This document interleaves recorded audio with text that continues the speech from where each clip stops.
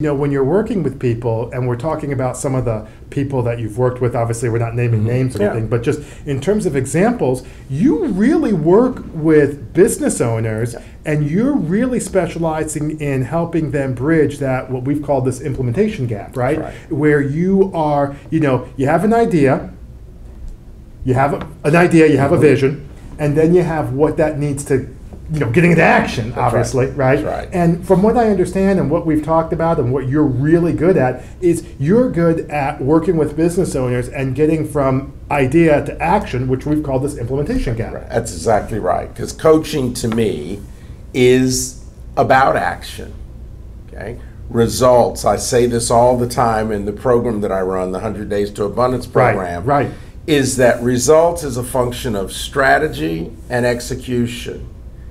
And you got to have both. A good idea and know-how is necessary, but it ain't sufficient. What is required is the action. And in fact, you and I both have seen people execute a bad idea well and produce some really outstanding results.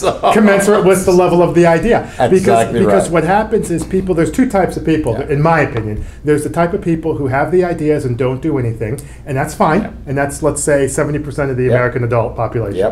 At least. Right. And I can't speak for other parts of the world. I'm talking about this country. And then there's the other group that are, you know, have good ideas or they have different ideas and they're just running the whole time. You know, and it's interesting because I've worked with people, I'm sure you have too, where you're just like, boy, if we could just think for a second.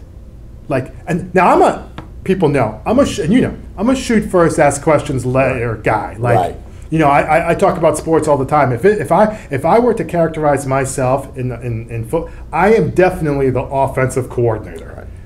I am going to outscore you. I'm going to keep the ball the whole game if I can, and I'm just going to, you know, outscore you if I have to.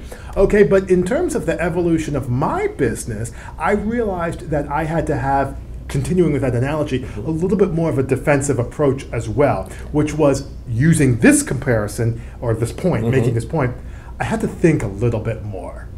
I had to stop a little bit more, you know, and I think sometimes what happens is as business owners, pow, pow, pow, and we just have these ideas, but we don't actually figure out how we want to implement them.